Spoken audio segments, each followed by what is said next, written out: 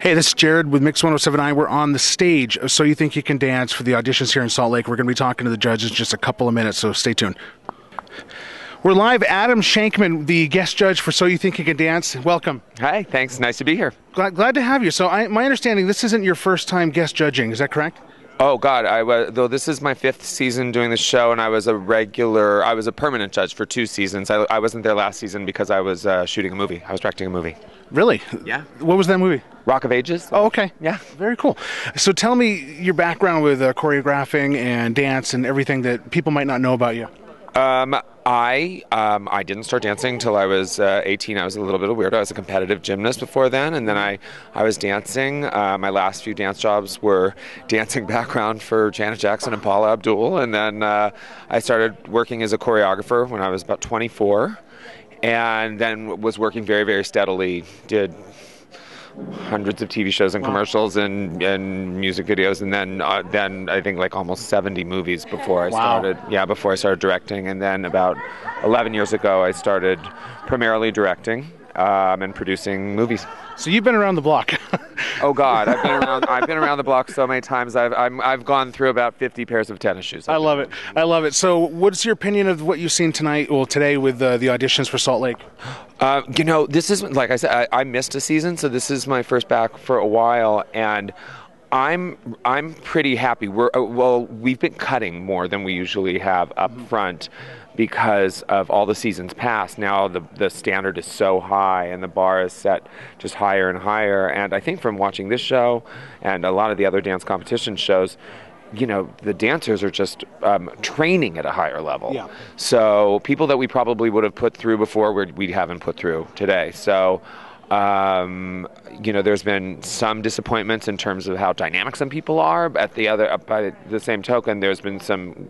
I've been really happy with seeing some of the dancers. I think it's been a good day for me. I remember some very bad days where we were sitting there going like, okay, I guess this means there's no show this season, and now. So it looks like we got a show this season, though. It looks like we have a show. Yeah. Adam, thank you so much. Thank you. Thank you. Pleasure. It's Jared. We're live with Nigel Lithgow from So You Think You Can Dance. Welcome back to Salt Lake. Thank you very much indeed. Thank you for coming, and I got to know, last year we talked, you told me you were not impressed with how things were going. Is it a different change this year? No. Oh, man. Yes and no. The ones that we've asked to stay, I'm delighted with, and they're doing very well. But in general, the whole crowd that we've seen from early this morning has been a little disappointing. Yeah. They should know now, after 9 seasons, the standard that we're looking for. And if they looked at Melanie and Sasha from last year, the girls know what they're against. You've always got to take, if you hip-hop somebody like Twitch, and say, am I as good as that? This is the level and the standard that's required. We can't go backwards with the show. We can only sort of stay at a level or go higher. Absolutely. And they need to bring it. And some of them have brought it this morning, but the majority we've let go already. Well, I appreciate the honesty there. Utah, we got to step up our game. I had somebody... Great ballroom dancers here, though. Good. And a fantastic company called Odyssey. And we always know if the kids are coming from Odyssey, they're going to be good dancers. Yeah, they put on a lot of shows here. I've interviewed them, and they're a phenomenal group here. Really good. And so I got to know, you were saying earlier about people tweeting you just a minute ago. What was that all about? People being mad at you? Well, I say do come along to the auditions and watch. You don't have to dance, come along and watch. And what they do is they come the day before when there's a big sort of cattle call, if you like. Right. And, of course, they're not allowed into that. They're only allowed in when the judges are here. Okay. And a couple of questions. I know you're the executive producer of American Idol. I got to know one thing. Yeah. Has President Obama responded to your request to have him sing on the show? He did not, but he's singing again, I believe. I know, I saw that. I mean, this is fantastic. You've got a singing president. We have a singing president. I can't wait for a dancing president now. I'd love to see him on dance. You think he could do something good for you? I probably could. Politicians are really good at tap dancing. I hear that. Yeah. And my last question for you, there was a rumor this week about Chris Brown and Rihanna maybe being reunited on Idol. Can you shed some light on that rumor? Is that true? I honestly, I don't know anything about that, but I would love to see Chris and Rihanna reunited in their own lives.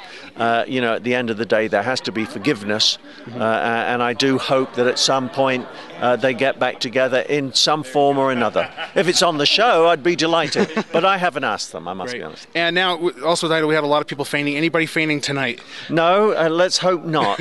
A lot of that was due to those little 5-hour energy drinks. They're not drinking water, they're just taking these, I've got to be ready, I'm ready, and then it doesn't happen. Let's take another one. Oh, okay, I'm ready now. And at the end of the day, you crash and burn. Glad to hear it. Nigel, thank you so much for coming out today. All right, thank you. Thank you, very sir. much. Bye. It's Jared hanging out with Mary Murphy for So You Think You Could Dance. Welcome back. Oh, I like that.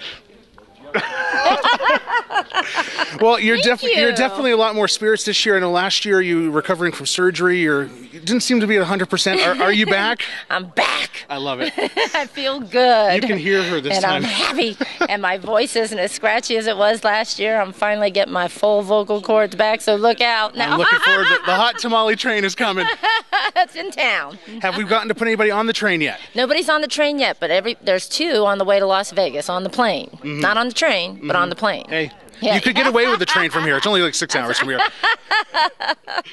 So tell me about the bar's been so high. What are you looking for these days? Yeah, you got that right. And even with we have to gauge everybody here on what we've seen already in the last 3 cities. Mm-hmm. And I have to say, New York and Atlanta really brought it on this year. Yeah. They've taken things to a new height. So I think we're very, very strict at this point. Yep. We've cut a lot of kids out of the rounds of 10 this morning, mm-hmm. and I think we're very tough. The kids that we've sent through now to watch their solos, we see something in them. We believe we've sent 2 already that were extraordinary dancers. Yeah. Some good dancers that we're sending to choreography, but we just want them to have that experience. So we're never really let down too much when we come here. I think we're a little bit disappointed because we only have 37 solos that we picked, but we're tougher right now, to be honest with you. We're just tough. Yeah. I saw it today. This goes to show you how much I don't know. I saw some amazing performances, and then you guys just sent them home. I'm like, okay, I'm not cut out for this job.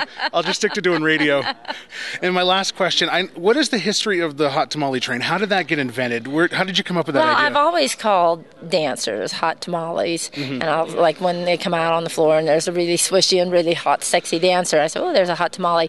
Well, and it came out, I believe it was season 2 with Anya. Is where that statement actually came up. She had just finished dancing a samba, and she came up to me to the microphone, and I said, "Well, the hot tamale train just pulled up and off stepped Anya," and then I did woohoo right afterwards, and that phrase just went around the world that week. I love it. And then every week, all the reporters were asking me, "Is somebody going to be on the hot tamale train? Is somebody going to be on the hot tamale train?" And I have people all over the world will yell it to me across the way, "Put me on the hot tamale train, Marion." I said, "No, you've got to earn it. It's a tough train to be on." And if you noticed last year, I didn't use it that much. It has to be extraordinary, and it just has to flow out of me naturally too.